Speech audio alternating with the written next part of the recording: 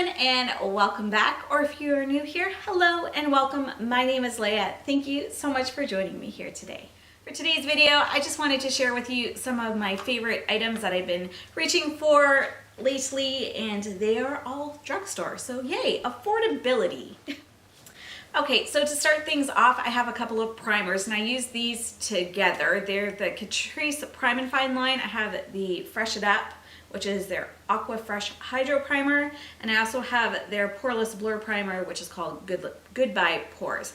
And I use this pretty much on all of my face and down my neck, and specifically on my upper lip as well. I find it gets not dry, but it's the most driest part of my face, so I put this stuff there in like the perimeter, and then I use this wherever I have larger pores, so around my nose and kind of to my cheeks, around my lips here and my chin, my nose, and then my forehead right here. So that's what I use these for. I really like them. This is more of a lotiony, very, I wouldn't say super hydrating, because I don't like things that are super hydrating, because if they are, then I feel oily and sticky and tacky and I don't like it. But it's hydrating enough that it feels like I have something on my skin that is moisturizing it, and I just really like it. This, on the other hand, is more pore blurring. It's a little bit thicker. It's not slippery and oily like that Smashbox primer that was very popular for a while. This is more, again, of a lotion, but it is thicker, and it's more of, it feels silky and almost powdery. But I just like how it looks on my skin. I find some of the other ones, like the e.l.f. pore blurring primer, the putty primer, or whatever it is, I find those feel really heavy on my skin. And they don't necessarily look cakey, but because they feel heavy, I'm getting that cakey feeling from it. These don't do that. I mean, this doesn't at all, but this doesn't do it at all for me. To me at all. It doesn't feel heavy, but it does give kind of that blurred effect to my skin that I'm looking for without it feeling like heavy and sticky and cakey. And yeah, so that's why I like these two. Catrice has a big problem with discontinuing things that I really like, so I'm hoping that this isn't going to lead to them discontinuing it, but I really do like these primers. And a foundation that I really love, and it surprises me, is this PhotoFocus or Wet n Wild PhotoFocus foundation. This is the Dewy one. I enjoyed the regular one, and I always said I wouldn't go for Dewy because I don't like a tacky finish on my skin. I hate when my face feels sticky or like things haven't dried down. So I always stayed away from dewy or hydrating foundations because I, in my head, was thinking it's dewy, it's hydrating, it's gonna feel sticky and wet. That's not the case with this. It's a very light formula. It has a scent to it, but it is not a strong paint scent like the regular version has. So if that's something that's holding you back from trying it, again, this has a scent, but it's not as strong and it's not as gross as the regular PhotoFocus foundation. It's a very light feeling on the skin, but it has good coverage. It's buildable. I do use MAC in my kit with my clients, but I also use this as well if I think the matte's going to be a little bit too thick or heavy. I just find this looks nice on everyone's skin. It doesn't, even people that have oily skin, I don't have a problem with this because it's not so dewy that you look oily, or that it's going to make you look oily, or that it's, I don't know, it just gives a nice healthy look to the skin instead of the matte look, which is traditionally what I have gone for. I've kind of switched in the recent year or so, and I really do enjoy more of a dewy finish on the skin. It just looks more hydrated and healthy, but this doesn't give you the tackiness or the stickiness that I at least associate with a lot of hydrating and dewy foundations. So again, affordable, drugstore, and yeah, I really like it. Okay, next is concealer. So we have another thing from the Wet n Wild PhotoFocus line. This is their concealer. This is in the shade, what shade are you? Medium tawny. Now I like this because it's almost the same. I mean, it might not translate to the camera as well. This is almost my skin tone, especially in the summertime. This is lighter than my skin tone, so I can use this as a regular concealer to brighten.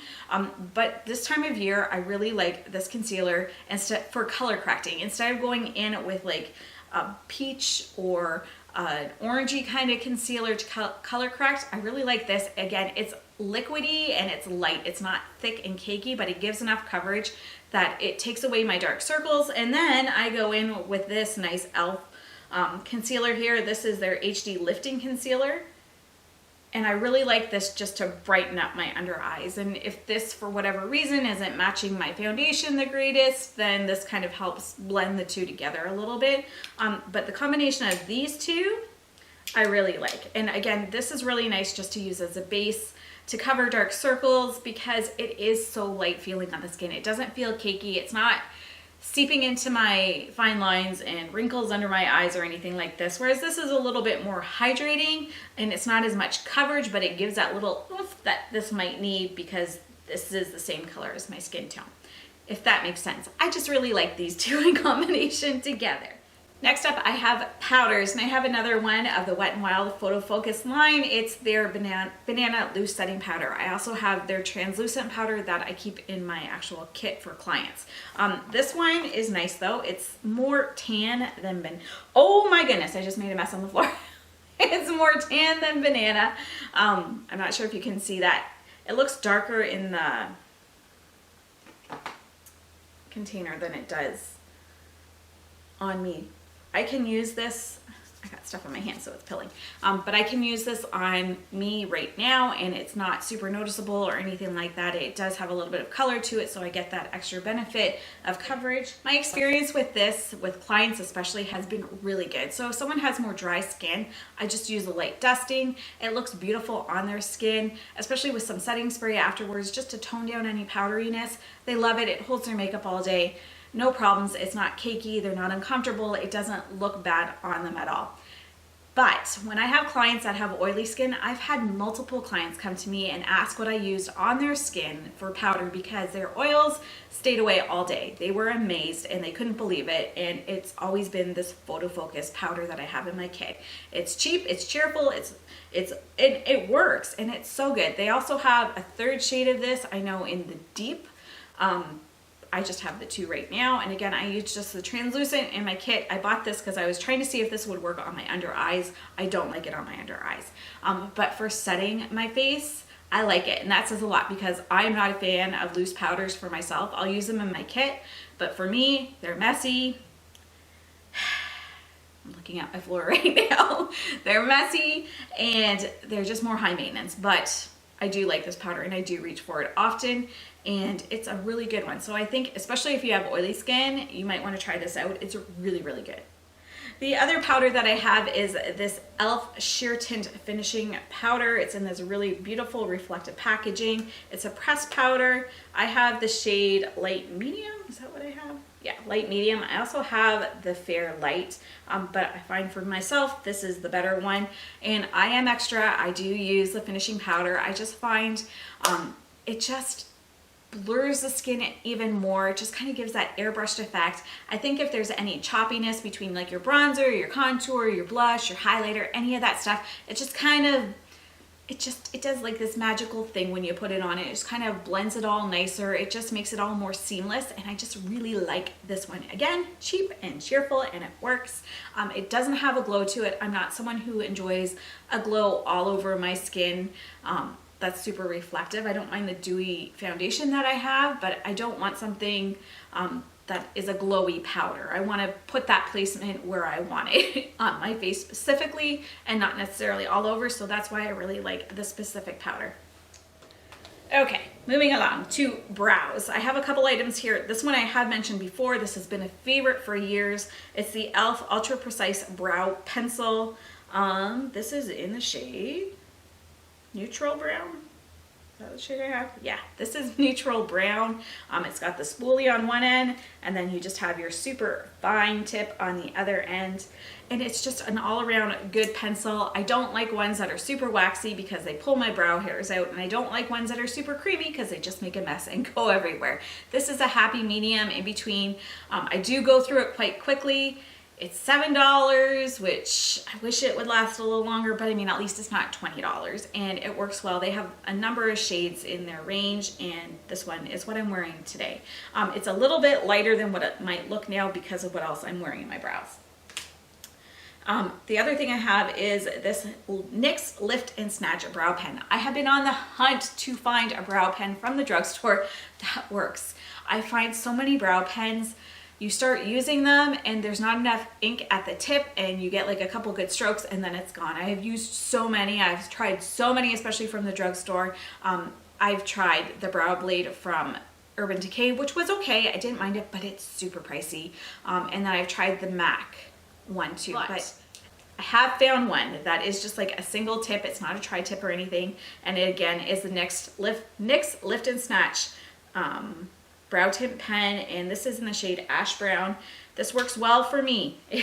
The only problem I have, I don't know if you can see it now, it's got that little bubble. Every once in a while, I'll just get like a little bubble and it like kind of like whoops out a bunch of product. So I just got to be careful with that. I just wipe it off, and it happens like once every 4 or 5 times I use it. It's not a big deal. I don't lose a lot of product, but I really like it. It's just, it's a smooth enough. I can go thicker, I can go thinner. I mean, I am no expert with this, but I really do like this pen. It works well. I'm not someone who enjoys doing my brows first. I like to get everything on, and it's one of my last steps is doing my brows. And so I have a hard time with brow pens because a lot of times if you have foundation or anything on your face already, it's picking that up on the tip of the pen and then the ink's not getting through. That doesn't happen with this. I have no problems doing one eye and then the other eye. It stays great the entire time. If anything, I go on my hand a couple times first just to get those first couple. It seems extra dark the first couple strokes that I do, and then it kind of evens out after that.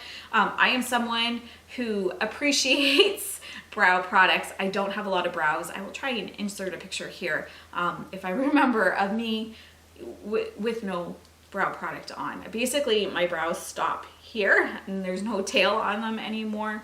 And what I do have is very fair, very light. My brows are very thin. So yeah, I need all the product I can get. And I've enjoyed using pencils and pomades, or pomades, whatever. I do enjoy using them and filling in my brows and shaping them and that sort of thing. But I really appreciate the pen because it makes them look less blocky, less Sharpie-like.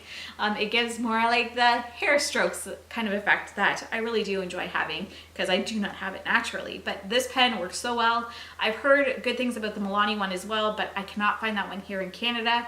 If you have seen it, let me know because I wouldn't mind trying it out too. But I mean, if I can't find it, no worries. This one is really good, and I've had it for 4 or 5 months now, and it's still going strong. Okay, the last couple of items that I have to talk about are for my eyes. The first one is by Wet n Wild again. I think Wet n Wild will wins today for the most products that I've been using recently, and it is their breakup proof liquid eyeliner. This thing is so nice. I have super teary, watery eyes. My eyes tear up because of allergies. They tear up because of the wind. They tear up because of lights right now. They tear up just because they like to tear up. They just do. I'm not super emotional, but my eyes get very teary. This thing holds up. I have such a hard time finding eyeliners, and I don't wear them often because I know by the time I go and pick my kids up from school and come home, my eyeliner is going to be dripping down my face, or it's going to be like all the way up here from me like wiping my tears away. It's not a pretty look, but this one holds up. I really do like it. It is waterproof. It's breakup proof. I'm assuming I haven't broken up with anyone in a long time and had those kind of tears. But it does work for my teary eyes.